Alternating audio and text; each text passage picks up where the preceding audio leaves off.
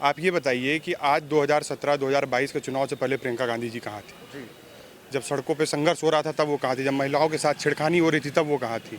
आज जब 22 में उनको बहुमत से सरकार बनाने की उनकी इच्छा है और खुद मुख्यमंत्री बनना चाहती हैं, तब वो जनता को लालच दे रही हैं, महिलाओं को लालच दे रही हैं, महिलाओं की सुरक्षा के बारे में बात कर रही हैं, उनको साइकिल या इलेक्ट्रिक साइकिल देने की बात कर रही हैं। किसी को रोज मछली देने से ज़्यादा अच्छा है कि उसे मछली पकड़ना सिखा दिया जाए। तो अगर इन लोक लुभावन वादों की जगह स्मार्टफोन और ये देने की जगह, स्कूटी देने की जगह वो ये कहती कि हम रोजगार दिलाएंगे। वादा करने से पहले आप ये डाटा प्रस्तुत कर दीजिए कि हमने ऑलरेडी 70 वर्षों में, आज़ादी के 70 वर्षों में हमने महिलाओं को भाई हम 30% तक ऑलरेडी ले आए हैं अपने कार्यकारिणी में या निचले तबके में, और अब उस 30 को 40% करेंगे। नमस्कार, मैं हूं आपके साथ आकाश त्यागी। इस वक्त लखनऊ में गोमती रिवर फ्रंट के पास में हम खड़े हैं और उत्तर प्रदेश में अगले साल विधानसभा के चुनाव होने हैं। राजनीतिक पार्टियां वोटरों को तमाम तरीके के लुभावने ऑफर दे रही है। इसी बीच प्रियंका गांधी का एक बयान ये आता है कि अगर हमारी सरकार बनती है तो हम 12th की बच्चियों को स्मार्टफोन देंगे और इलेक्ट्रिक स्कूटियां देंगे। तो इस बात से यूपी की जनता कितना इत्तेफाक रखती है जानते हैं। सर आप बताइए सर, स्टेटमेंट जो है प्रियंका गांधी का ये स्मार्टफोन देने का और इलेक्ट्रिक स्कूटियाँ, क्या सोचते हैं सर? देखिए क्या है कि ये कांग्रेस की एक छटपटाहट दिखाता है। उत्तर प्रदेश में वास्तव में कांग्रेस हाशिए पर चली गई है। आज से नहीं, पिछले कई चुनावों से ये देखने में आ रहा है। और ये जो अभी ये जो लोक लुभावन वादे किए जा रहे हैं, चाहे वो स्कूटी देने का हो या स्मार्टफोन देने का हो, ये उसी छटपटाहट का नतीजा है कि किसी तरह से कुछ ज़मीन तलाशी जाए और जिसके आधार पर कुछ वोट प्राप्त कर लिया जाए। देखिए, जापान में एक कहावत है कि किसी को रोज़ मछली देने से ज़्यादा अच्छा है कि उसे मछली पकड़ना सिखा दिया जाए। तो अगर इन लोक लुभावन वादों की जगह स्मार्टफोन और ये देने की जगह, स्कूटी देने की जगह वो ये कहती कि हम रोज़गार दिलाएंगे, तो वो ज़्यादा आकर्षक होता, लोगों के लिए ज़्यादा यूजफुल होता। वो अपनी ज़िंदगी को ज़्यादा बेहतर बनाने के लिए, उसके लिए वो क्या कर रही हैं? रोज़गार, बेरोज़गारी इतनी बढ़ी हुई है उत्तर प्रदेश में, उसके लिए उनके पास क्या रोड मैप है? वो क्या चाहती हैं? शिक्षा को किस तरह से रोज़गार के उन्मुख बनाया जा सके जिससे रोज़गार डेवलप हो सके? तो उस बारे में कोई नीति लेके आती तो वो ज़्यादा अच्छा होता। बावजूद इसके कि वो ये दे देंगे फ्री, वो दे देंगे फ्री। फ्री बांटने से तो किसी का जीवन चलने वाला नहीं है। जीवन चलने के लिए तो रोज़गार चाहिए, रोज़गार के लिए कोई योजना चाहिए। योजना कौन बनाएगा? योजना यही हमारे नेतागण एक रोड मैप लेके आएंगे, बताएंगे, बनाएंगे। उसकी अवधारणा ना लेके, उसका कोई रोड मैप ना बना के सिंपली ये कह देना कि आएंगे तो ये फ्री देंगे, वो फ्री देंगे, इससे कुछ हल होने वाला है नहीं। और ना ही इससे जो है उत्तर प्रदेश की जनता इससे प्रभावित होने वाली है। जो इनके मन में ये एक वहम है, कह लें, कि इससे हमें कुछ वोट प्राप्त हो जाएंगे, मुझे कोई उम्मीद नहीं है कि इन वादों के आधार पर कोई वोट इन्हें मिलने वाला है। सर 40% महिलाओं को हिस्सेदारी टिकट में किसी पार्टी ने भी नहीं दी सर आज तक, ना भाजपा ने दी ना सपा ने दी। तो लगता नहीं सर क्या है कि जो चुनाव होते हैं वो चुनाव जीतने के लिए लड़े जाते हैं। अभी इनके पास अगर पूछा जाए तो 40% कैंडिडेट भी नहीं है। 40% कांग्रेस के लेडीज़ कैंडिडेट्स हैं ही नहीं। अभी ये लोगों को इनवाइट कर रहे हैं कि अगर आप चुनाव लड़ना चाहते हैं तो हमारी पार्टी ज्वाइन कीजिए और हम आपको चुनाव लड़वाएंगे। यानी कि इनके पास कैंडिडेट नहीं है, इनके पास जनाधार भी नहीं है। अभी ये नए कुछ प्रत्याशी लेके आएंगे इस आधार पे, और एक इन्होंने एक शिगुफा छोड़ा है कि चलो इस बहाने हो सकता है कुछ वोटों को अट्रैक्ट किया जा सके, लेकिन इसमें कोई खास दम नहीं है। जो भी चुनाव लड़ा जाता है वो जाति को छोड़ दीजिए, धर्म को छोड़ दीजिए, मजहब को छोड़ दीजिए, संप्रदाय को छोड़ दीजिए, वो इस आधार पर लड़ा जाता है कि कौन सा कैंडिडेट हमें इलेक्शन को जिता के देगा, और उसी कैंडिडेट को चुनावी पार्टियां अपना टिकट देती हैं। जो चुनावी पार्टी ये कहती है कि हम इस अमुक विशेष, चाहे वो जातिगत आधार पे, लिंग भेद के आधार पे या धर्म के आधार पे या किसी भी आधार पे है, अगर किसी आधार को माध्यम बना के और उस पर टिकट देने की बात की जाती है तो ये निश्चित रूप से कभी भी किसी भी सभ्य समाज में प्रशंसनीय नहीं कहा जा सकता है।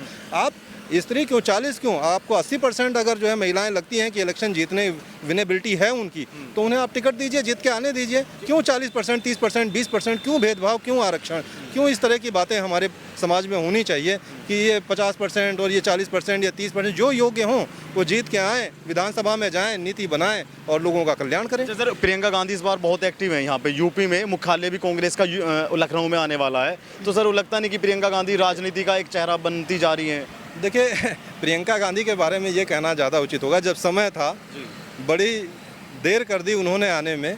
एक समय था जब उनका आकर्षण कह लीजिए था जनता के बीच में, और उस वक्त अगर वो आती तो शायद कुछ वोटों पर उनका आधार जो है उनका बनता और कुछ वोट वो लेके जाते। अभी समय काफ़ी बीत चुका है, काफ़ी अच्छे अच्छे लीडर्स, इवन भाजपा का देखिए काम काफ़ी अच्छा है। आप हम जहाँ पे रिवर फ्रंट पे खड़े हैं आप भी देख सकते हैं, चारों तरफ गर्दन घुमा के आप देखिए, तो काफ़ी अच्छा काम हुआ है। अब समय काफ़ी बीत चुका है। ये पिछले चुनाव में जो वो राहुल गांधी और उनका था आपस में 2 लड़के वाली बात थी, यूपी के लड़के वाला सामंजस्य, वो चला नहीं, ठीक है ना। तो अब एक नया शिगुफा है, कुछ नया करके देखते हैं, लेकिन ये चलने वाला नहीं है। प्रियंका गांधी जी का एक स्टेटमेंट आता है कि अगर हमारी सरकार बनती है तो हम 12th में जो पढ़ने वाली छात्राएं हैं उनको इलेक्ट्रिक स्कूटी देंगे और साथ में स्मार्टफोन देंगे। तो सर मतलब इसे आप कैसे देखते हैं? देखिए सर्वप्रथम मैं आपको बताना चाहूँगा कि आज जब सबको राजनीति की गद्दी पे बैठना है, राजनीति की गद्दी पे सवार होना है, तब उनको महिलाओं का ख्याल आ रहा है। आप ये बताइए कि आज 2017-2022 के चुनाव से पहले प्रियंका गांधी जी कहाँ थी? जब सड़कों पे संघर्ष हो रहा था तब वो कहाँ थी? जब महिलाओं के साथ छेड़खानी हो रही थी तब वो कहाँ थी? आज जब 22 में उनको बहुमत से सरकार बनाने की उनकी इच्छा है और खुद मुख्यमंत्री बनना चाहती हैं, तब वो जनता को लालच दे रही हैं, महिलाओं को लालच दे रही हैं, महिलाओं की सुरक्षा के बारे में बात कर रही हैं, उनको साइकिल या इलेक्ट्रिक साइकिल देने की बात कर रही हैं। आप पहले कहाँ थे? आप पूरे प्रदेश में जब महिलाओं का बलात्कार हो रहा था तब कहाँ थे? ये तो सरासर एक लालच है, जनता में अपना एक मैसेज देना कि हम ये बांटेंगे वो बांटेंगे। उस लालच के तहत आप सत्ता में आना चाहते हैं। अच्छा सर, 40% हिस्सेदारी टिकटों में महिलाओं को देने की बात बोल दी है कांग्रेस ने, तो सर लगता नहीं कि और पार्टियों के लिए समस्या उत्पन्न हो सकती है? नहीं, समस्या नहीं। और पार्टियों में लगभग सभी पार्टी महिलाओं को टिकट देती हैं। देखा जाए तो अखिलेश जी ने भी काफ़ी महिलाओं को टिकट दिया, समाजवादी पार्टी से काफ़ी महिलाओं को टिकट मिला था। 2017 के चुनाव में, 22 के चुनाव में महिलाओं को अच्छी भागीदारी दी जाएगी। हमारे यहाँ समाजवादी पार्टी में जूही सिंह हैं, वो भी एक अच्छी नेता है, राष्ट्रीय अध्यक्ष बनाया गया उनको महिला सभा की। तो ये तो पुरानी चीज़ें हैं। हर पार्टियां लगभग हर महिलाओं को सम्मान देती हैं, टिकट बांट के उनको सम्मान मिलता है। जी। तो सर मतलब कि जैसे तो ये कोई नई चीज़ नहीं है, ये कोई नई चीज़ नहीं। अच्छा सर, प्रियंका गांधी बहुत एक्टिव है सर यहाँ पे उत्तर प्रदेश के अंदर, हाथरस उनका जाना, लखीमपुर जाना, जहाँ पे मतलब घटना घटित होती है। तो सर क्या लगता है मतलब अपनी जो खोई हुई ज़मीन है कांग्रेस की वो वापस मिल पाएगी या नहीं मिल पाएगी? देखिए, आप अचानक से कहीं लैंड करके आप आ जाइए और फिर बोलिए कि उत्तर प्रदेश आपका है, ये तो कहीं का हक नहीं है। ये कोई चीज़ नहीं है, अच्छी चीज़ नहीं है। जो परमानेंट क्षेत्र में रहा हो, जो जनता के बीच में रहा हो, जो प्रदेश में रहा हो, वो नेता ज़्यादा बेहतर है सीएम की गद्दी के लिए, ना कि प्रियंका गांधी जैसे लोग जो हवाई जहाज़ से दिल्ली से चल के लखनऊ में आके 4 दिन हाथ हिला के सरकार बना के चले जाना चाहते हैं। ये लोग नहीं ठीक है। अच्छा सर, लखनऊ में मुख्यालय बनाने की बात है कांग्रेस का, अगले महीने यहाँ पे मुख्यालय आ जाएगा। तो सर मतलब कांग्रेस फिर अभी भी एक्टिव है, फिर पूरी तरीके से एक्टिव होगी। तो क्या लगता है मतलब किसके लिए समस्या हो सकती है ये? देखिए, भाजपा के लिए, सपा के लिए या बसपा के लिए? कांग्रेस अपना काम कर रही है, हर पार्टी अपना काम करती है, उसको अपना मुख्यालय बनाना है वो बना रही है। उससे मुझे नहीं लगता कि किसी पार्टी के लिए समस्या खड़ी होगी।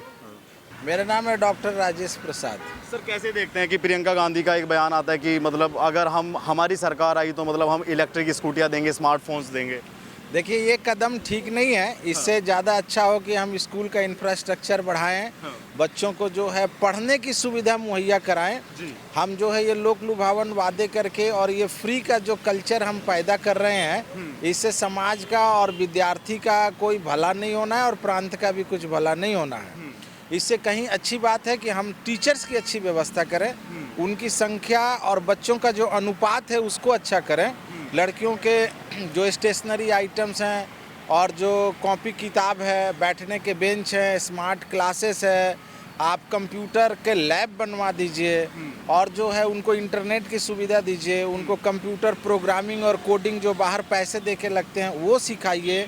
तो इसका कहीं बेहतर उत्थान होगा और वो खुद भी सीखेंगे और समाज में एक लंबे समय तक इसका वो महत्वपूर्ण योगदान ऐसे विद्यार्थी देते रहेंगे, बशर्ते कि हम सिर्फ चुनाव आने से पहले चुनाव को ध्यान में रखकर हम कुछ चीज़ फ्री में देते हैं। इससे लोगों में, आम जनता में, और वो नागरिक जब बनेंगे तो उनको फ्री लेने का एक आदत पड़ जाएगा, जो कि देश के इकोनॉमी के लिए, देश के लिए और समाज के लिए उचित नहीं होगा।